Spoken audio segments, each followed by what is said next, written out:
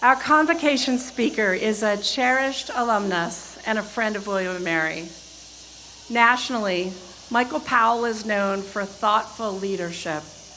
He served as commissioner and chairman of the Federal Communications Commission from 1997 to 2005. Imagine the transformation in technology and communication that occurred during that time. Just think of it. Wait, some of you were born, right? Widespread adoption of the internet, the development of the first smartphones, Wi-Fi people, during that time. Michael understands deeply what it means to lead through rapid change, through change in some of the most important social technologies that we depend on to build community. He later became president of NCTA, one of the largest trade associations in Washington, D.C., and William & Mary has benefited from Michael's thoughtfulness on so many occasions. He served on the Board of Visitors from 2001 to 2009, leading it for 3 years as the university's first Black rector. He chaired the William & Mary Foundation and has served on the Reeves Center for International Studies Advisory Board. He often speaks at the William & Mary Washington Center. If you get a chance to hear him speak on leadership, that is a treat and a conversation that will be full of profound lessons. Michael and his wife Jane, also an alumna, have supported William & Mary in many ways, including investing in scholarships. In 2002, Michael received an honorary doctorate from the university, and in 2011, he was awarded the Alumni Medallion, the Alumni Association's highest honor. We're so delighted to have Michael Powell and Jane Powell with us this evening. Please welcome the Honorable Michael K. Powell.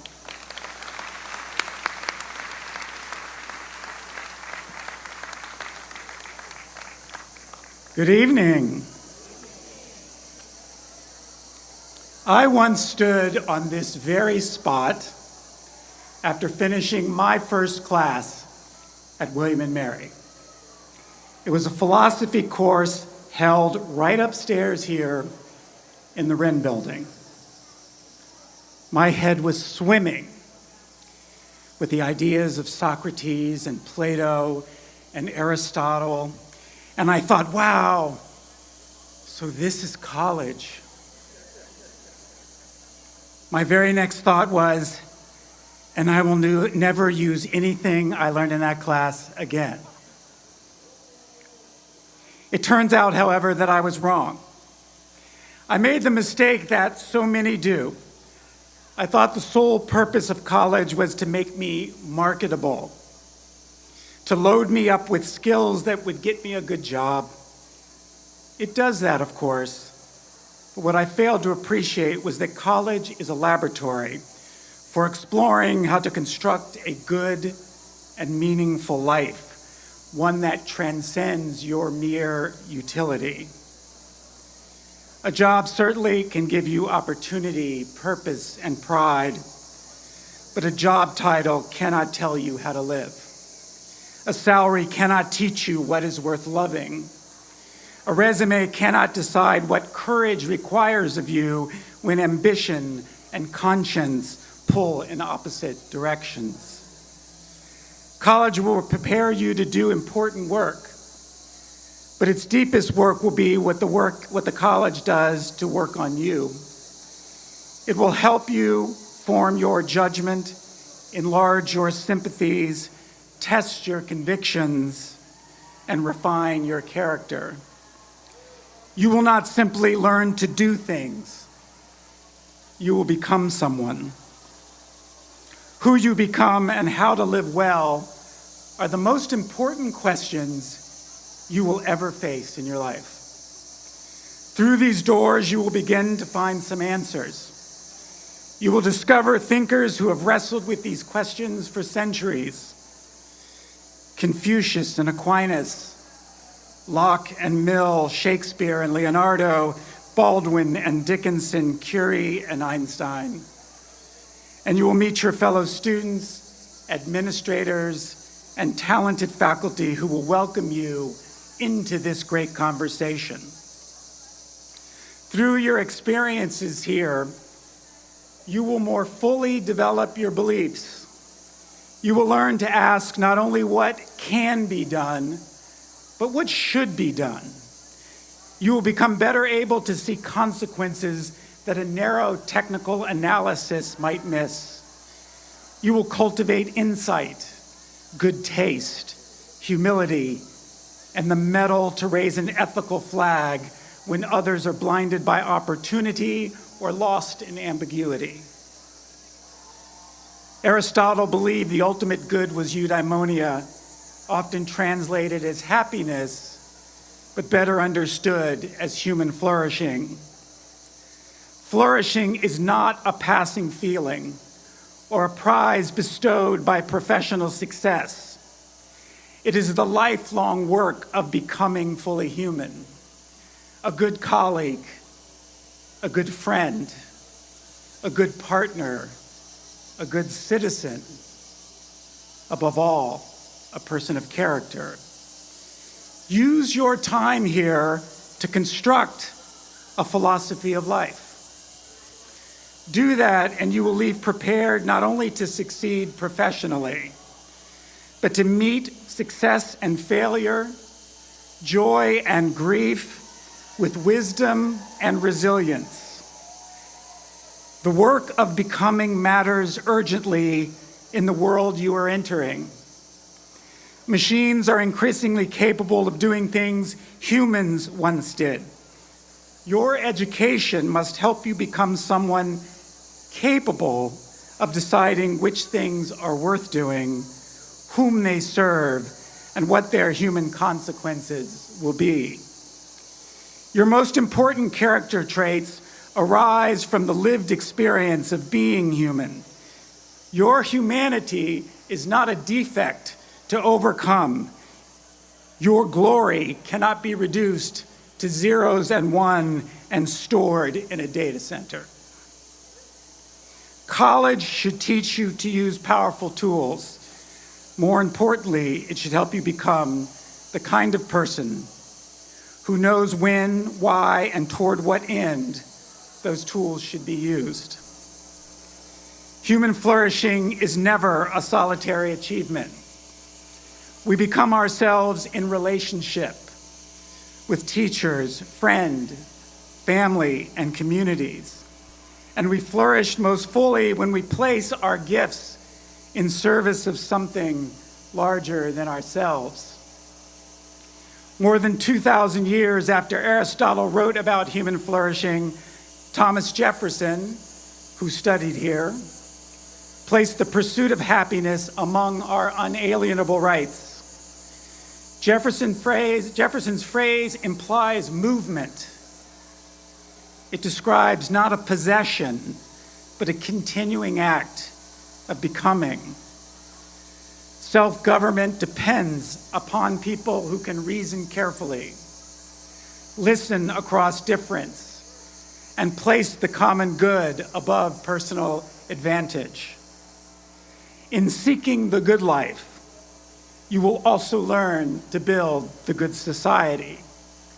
That is the spirit of William and Mary's Year of Civic Leadership. But the work of becoming does not happen by accident. It happens through the habits you practice and the choices you make. So I offer you 3 invitations. First, embrace struggle. Real learning requires resistance. Tackling a hard problem, encountering a demanding and gifted professor, or staying with a serious book until the end will make you smarter and more resilient. You are not here to produce assignments efficiently. You're here to become wiser. Technology will tempt you to offload that struggle. The temptation is understandable. Students have always looked for shortcuts. I assure you, I did not always read the book. But now it is suddenly possible to submit sentences you did not write about a book you did not read, and never even wrestle with the thoughts that bear your name. Do not surrender the struggle so quickly. Confusion is not proof that you do not belong here. Difficulty is often the place where education begins. Stay with the problem long enough for it to change you. Next, live in attentive curiosity. College is not simply a place to collect answers. It's a place to learn how to ask better questions. Curiosity drives discovery. It deepens understanding, and it gives you a way to approach opinions with which you disagree. But curiosity requires attention. It requires deep listening. But that's difficult to do. We live in a culture of constant distraction and endless performance. When you're always preparing to speak, you cannot truly listen.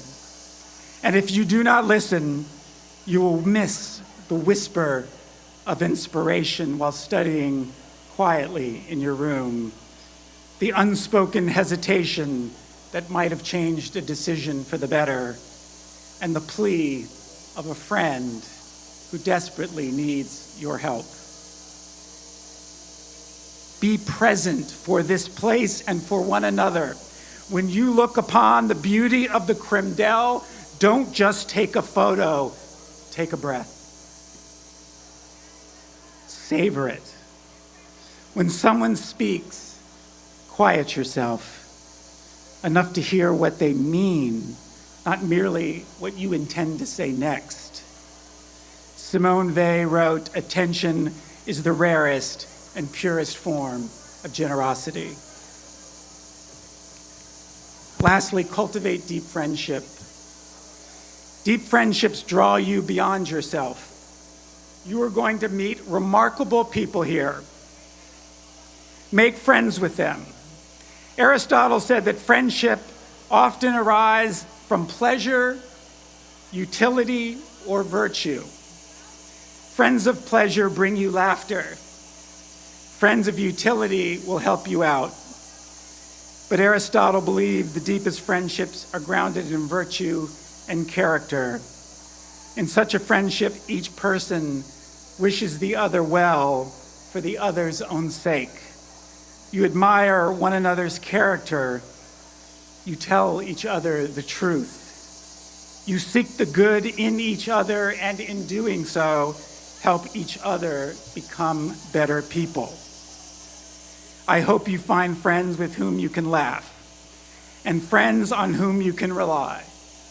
But most of all, I hope you cultivate friends of virtue, people who will walk beside you through joy, disappointment, doubt, and discovery. I once stood where you soon will step, thinking the value of my education would be measured by what it prepared me to do. Decades later, I understand that its deepest value was in who it helped me become.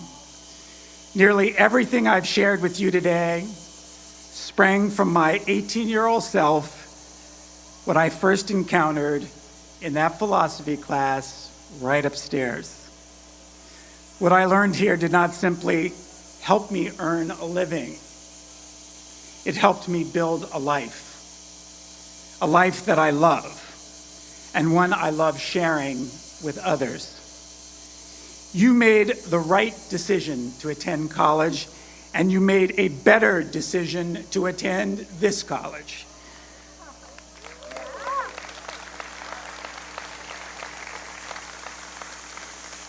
William and Mary has endured through centuries of profound change because education here has always been about more than transferring information.